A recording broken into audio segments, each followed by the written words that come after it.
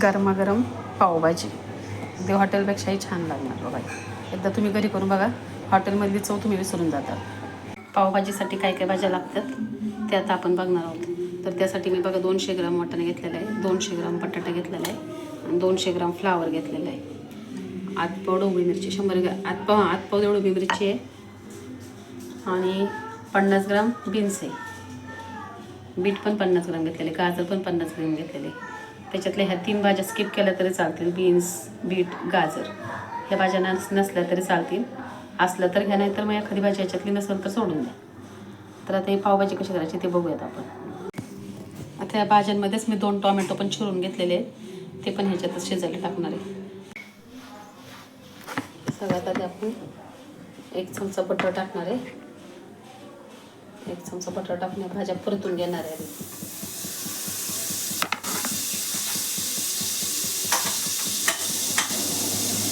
भाज्या धुवून घेतात सगळ्यात. त्याच्यात मीठ टाकून परतून घ्या. थोडी हळद टाका.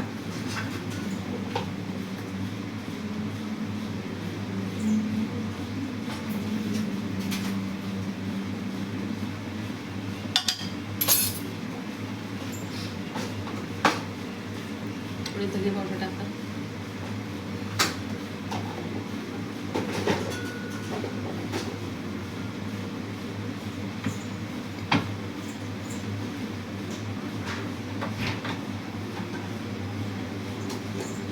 एक चमचा धने पावडर, अर्धा चमचा जिरे पावडर आणि पाव चमचा हळद.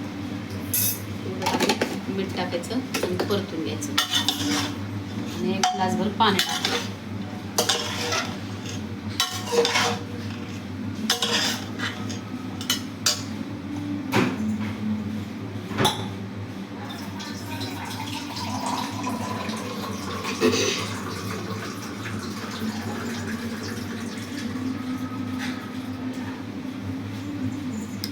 एक ग्लासभर पाणी टाकून हलवून 1 शिट्टी करून घ्यायची. हलवायचं आणि 4 शिट्ट्या करून घ्यायच्या.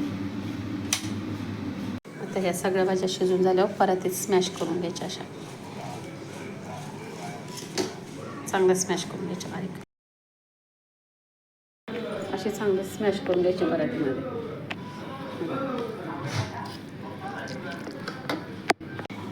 आता मी भाज्या उकडून घेतल्या त्याच कुकरमध्ये भाजी टाकून घेणार आहे.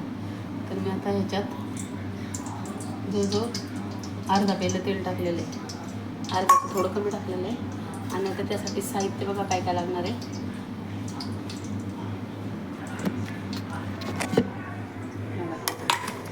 3 कांदे घेतलेले आहेत. आलं लसूणचं ठेचा घेतलेला आहे. 1 चमचा पावभाजी मसाला घेतलेला आहे. 2 चमचे लाल तिखट घेतलेले, थोडे धने पावडर घेतलेले, जिरं पावडर घ्यायची थोडी आणि 2 मोठे टोमॅटो घेतलेले. तर सगळ्यात आधी आपण कांदा टाकून देऊ. तेल टाकलेले कांदा टाकून परतून घेऊ.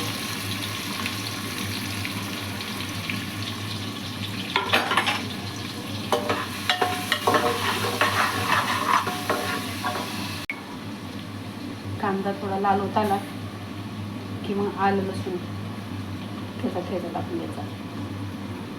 परतून द्यायचं.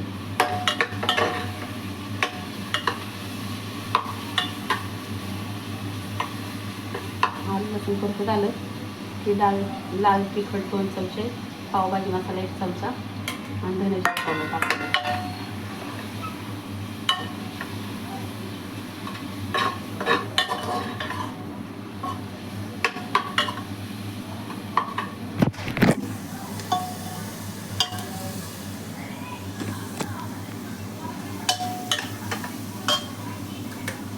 हे 2 टोमॅटो घेतलेले आहेत मी मोठे बारीकचे. ते 2 टोमॅटो त्याच्यात टाकून ते परतून द्यायचे. म्हणजे टोमॅटो जे पाणी सुटतं त्याच्यात ते मसाले पण चांगले परतून होतात. आणि परत आले की थोडं पाणी टाकून परत परतून द्यायचं. थोडं मीठ टाकलं की त्याला अजून पाणी देतं. मीठ टाकून परतून द्यायचं. मसाला थोडा कोरडा व्हायला लागला म्हणून थोडंसं पाणी टाकून परतून घ्यायचं. अर्धा कप पाणी टाकून मी मसाला चांगला परतून घेते. बघा मसाला म्हणजे करपणार नाही. थोडंसं अर्धा चमचा बटर टाकून घ्यायचं. बटर टाकल्यामुळे पावभाजीला टेस्ट चांगली येते. कांदा पण थोडा स्मॅश करून घ्यायचा.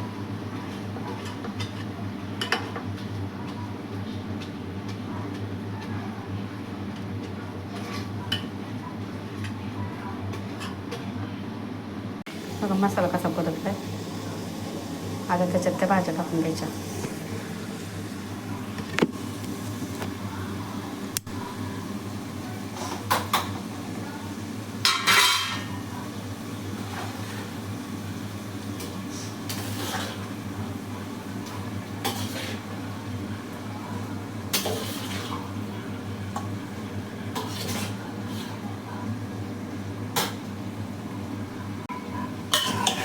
परतून द्यायला असं मीठ लागणार थोडंसं. आपण अशी थोडंसं टाकलं होतं. मग तुम्हाला कशी लागते पातळ घट्ट कशी त्याने पाणी टाका. थोडी लपथपीच करायची म्हणजे जेणेकरून पावावर खाता येईल. ते परत तिथल्या भाज्याचंच पाणी धुवून टाकलं. तुम्हाला दाखवते मग भाजीचं.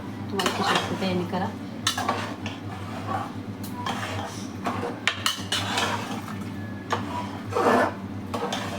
थोडं पाणी आणून लागणार आहे.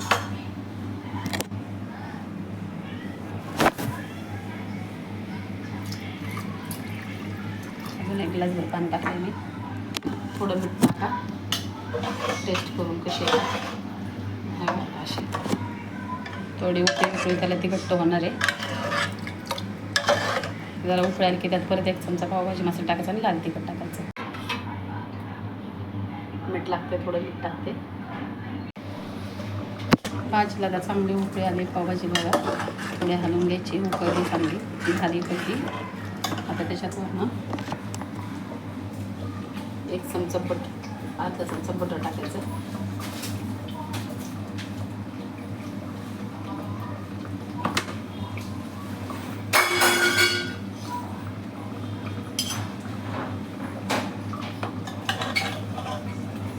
बटरवरच पावभाजी मसाला टाकायचा.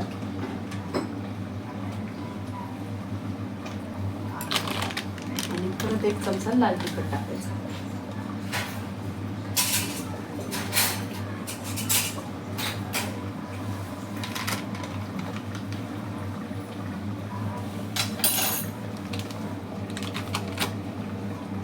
थोडी कोथिंबीर टाकायची.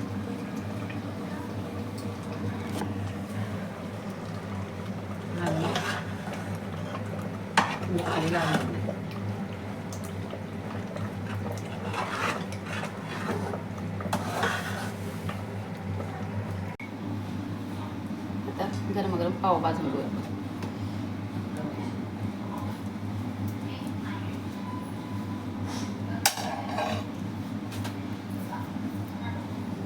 बटर लावूया.